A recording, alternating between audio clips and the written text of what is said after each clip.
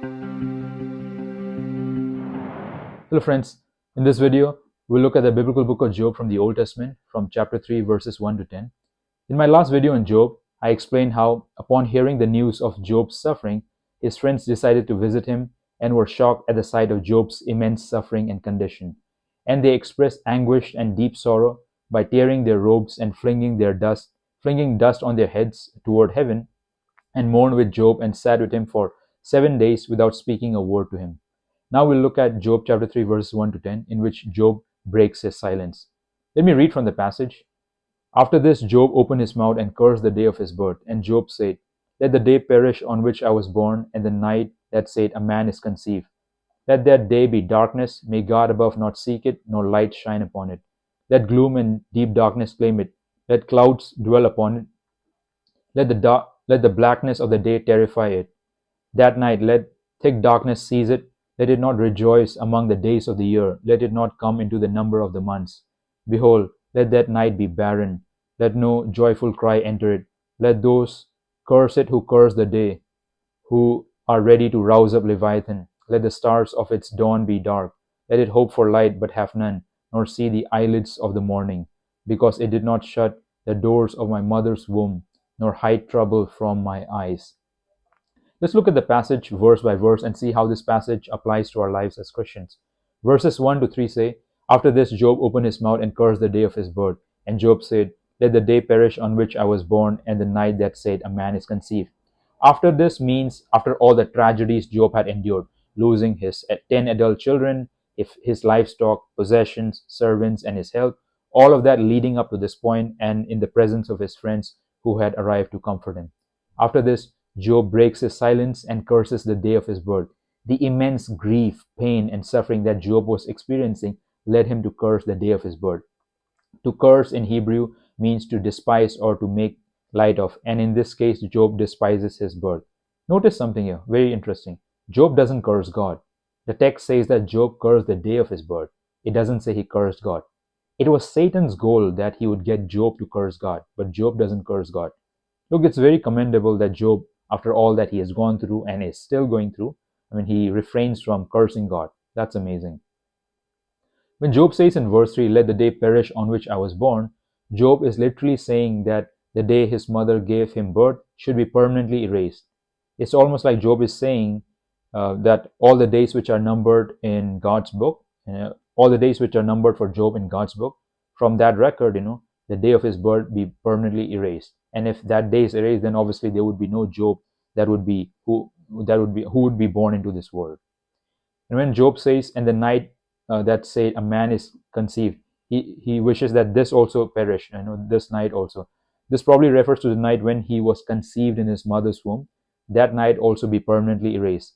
If that's the case, it's not just that Job wishes that he had never been born. He goes a step further and says that he wishes that he had never been conceived in his mother's womb.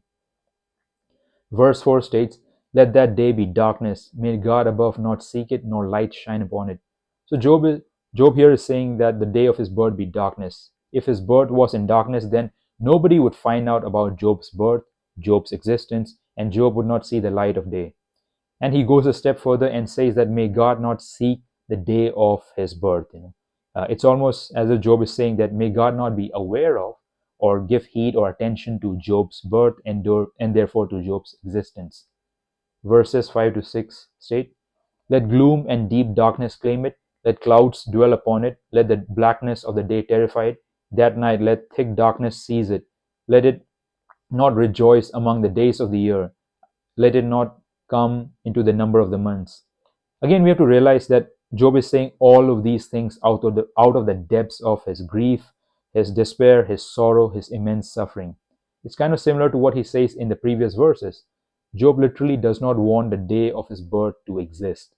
When he says, Let it not rejoice among the days of the year, let it not come into the number of the months, Job wants the day of his birth to not exist in history. We remember the day of our birth, and people usually celebrate their birthdays every year. And when you read that Job says about the day or date of his birth, let it not rejoice among the days of the year, it's almost like saying that the birthday that we rejoice every year, may that day not rejoice, because if if we are not born, then there is no birthdays to celebrate or rejoice in. Verses 7 to 8 say, Behold, let that night be barren, let no joyful cry enter it, let those who curse it curse the day, who are ready to rouse up Leviathan. Job says that the night of his birth be barren. The word barren can mean sterile, unproductive. It gives the picture of an infertile, sterile womb, unable to produce life. When Job says, Let no joyful cry enter it, what he's saying is that the joy and celebration that surrounds the birth of a child, may that joy not exist because the womb is sterile and hasn't given birth.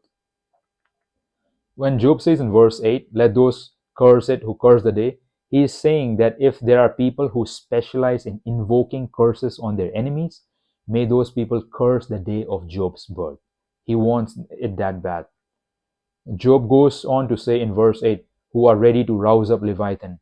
What Job is saying here is that people who specialize in cursing their enemies and who through their curses could stir up or rouse up Leviathan. Leviathan, it's a mythical sea creature which was very powerful, which symbolizes chaos. I mean, if those people who rouse up Leviathan, I mean, if they can do that, then those people could direct the strongest of curses against the day of Job's birth in order to erase the existence of Job's birth and therefore Job. Verses 9 to 10 state, Let the stars of its dawn be dark, let it hope for light, but have none, nor see the eyelids of the morning, because it did not shut the doors of my mother's womb, nor hide trouble from my eyes. And Job says in verse 9, let the stars of its dawn be dark, let it hope for light but have none. This could refer to twilight of the morning or evening, but the point is that this itself be dark. Job goes on to say, nor see the eyelids of the morning. This referring to the first rays of the morning.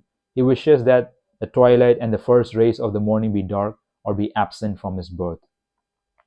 Job goes on to say in verse 10, Because it did not shut the doors of my mother's womb, nor hide trouble from my eyes.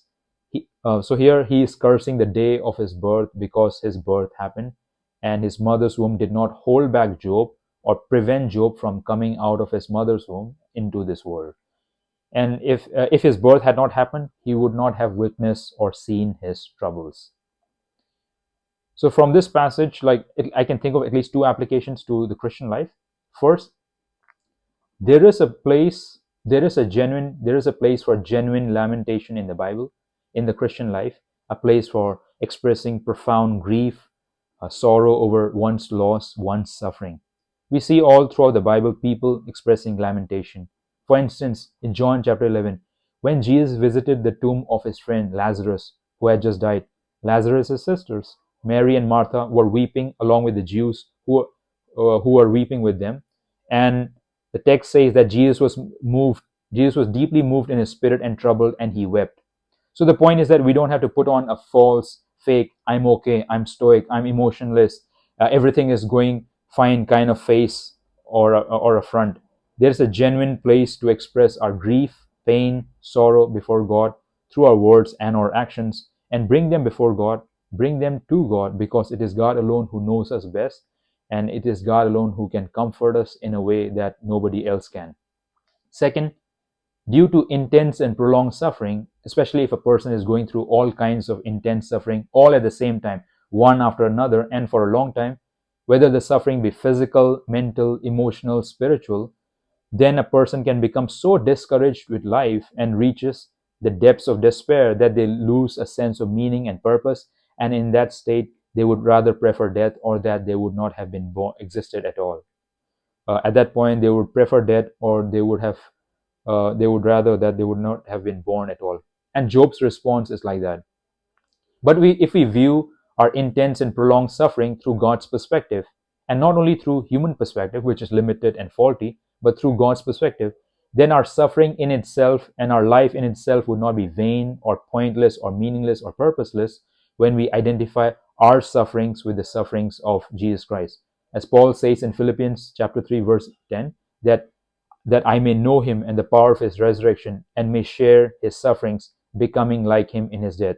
What Paul is saying here is that our sufferings would be purposeful, meaningful, not vain, not suffering just for the sake of suffering, if we identify or see our sufferings as sharing in the sufferings of Jesus Christ. And in doing that, or in that process, we have a deeper experiential, relational knowledge of Jesus and Jesus' sufferings, and become more and more like him in life and in death.